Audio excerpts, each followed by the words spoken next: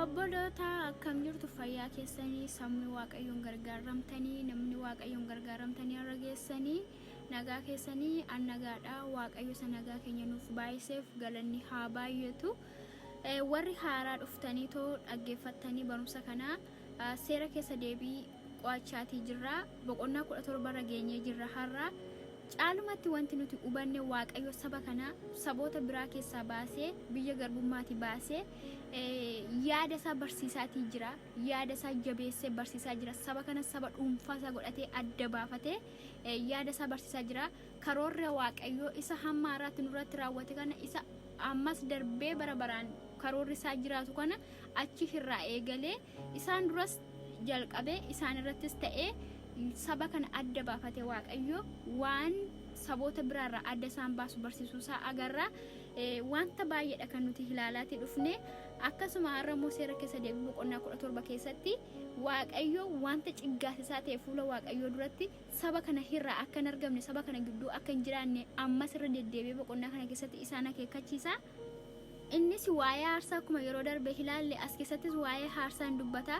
Sabni Israa'el warra Leewwii bira dhaqanii yeroo aarsaa dhiyeessanii fuula waaqayyoo isaaniitti horii isaan geessanii aarsaa dhiyeessan horii akkamii akka ta'uu qabu, horii mudaa hin qabne akka ta'uudha kan itti himu as keessatti. Horii mudaa hin qabne akka ta'u, horii mudaa qabu fuula waaqayyootti ciggahamaadha.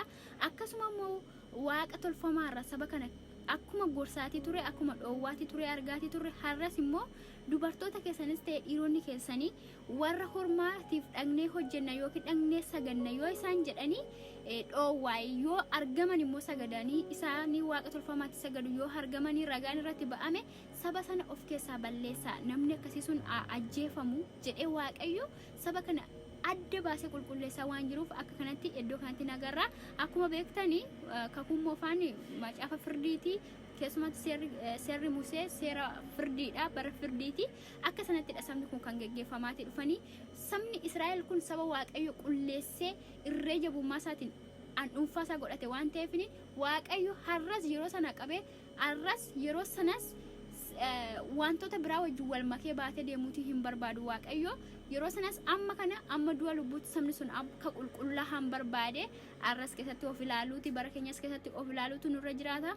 Maqaan waaqayyo kan eebbifame haa ta'u. Akkasuma itti fufee immoo fuuldura keessanitti mootii moosifachuu iyyaadu ta'a akka warra ollaa keessanitti. Mootii yeroo moosifattanu mootiin keessan kan obboloota keessan ansin keessaa obboloota keessan haa ta'u malee saba hormaa fiddanii ofirratti mootii hin taasisiinaa jedhee sillee yerootti dubbatu nagarra boqonnaa kana keessatti. Akkasuma immoo mootiin suni macaafota seeraa barreessifatee of harka kaayee haa dubbisu. Yeroo hundumaa macaafota seeraa ofirraa fageessuutii hin qabu.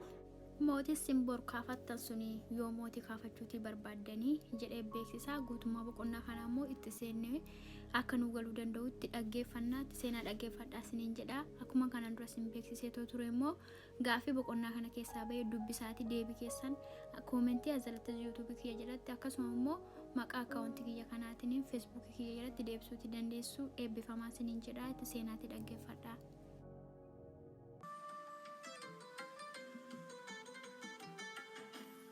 Waaqayyo gooftaa kee duratti ciggahamaa waan ta'eef ati korma yookiis korpeessa mudaa yookiis karaa tokkoon illee hirrina qabu waaqayyo gooftaa keetiif aarsaa hin dhiyeessin.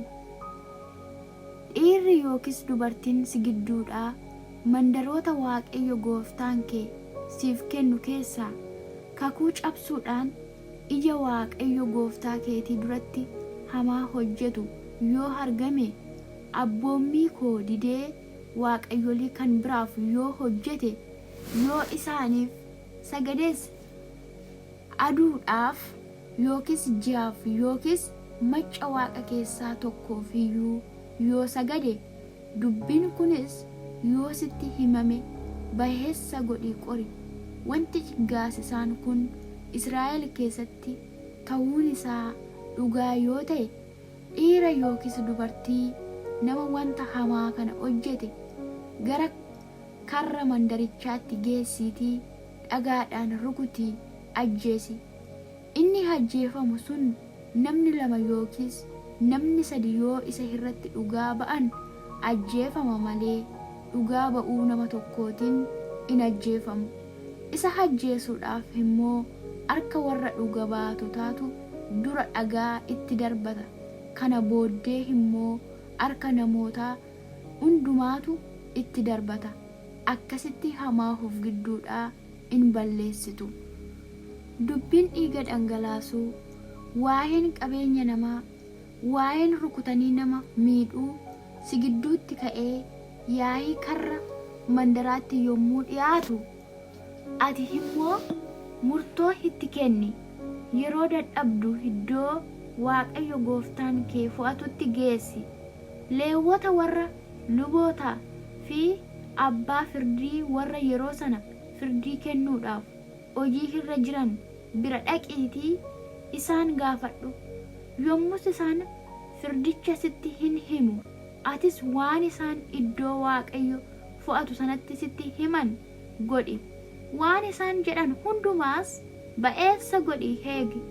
Akka seera isaan si barsiisanii fi murtoo isaan kennanitti hojjedhu malee isa irraa gara mirgaatti gara bitaattis hin jallatin. Namni tokko luba yookiis abbaa firdii isa Waaqayyo gooftaa keef hojjechuudhaaf achi dhaabbatuuf dhaga'uu didee yoo tuffate haa ajjeefamu. Ati Israa'el keessaa wanta hamaa balleessi. Jarri hundinuus kana hin dhaga'u, in sodaatu, deebi'anii tuffachuu irraas of in eeggatu. Biyya Waaqayyo gooftaan keessiif kennutti galtee laficha qabattee isa keessa erga teessee booddee akka saba naannoo koo jiran hundumaa mootii ofirratti nan moosifadha in jetta ta'a.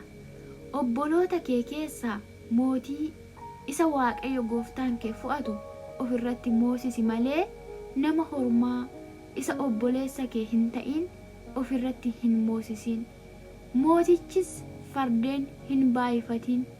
Waaqayyo karaa kanaan lammaffaa hin deebi'e.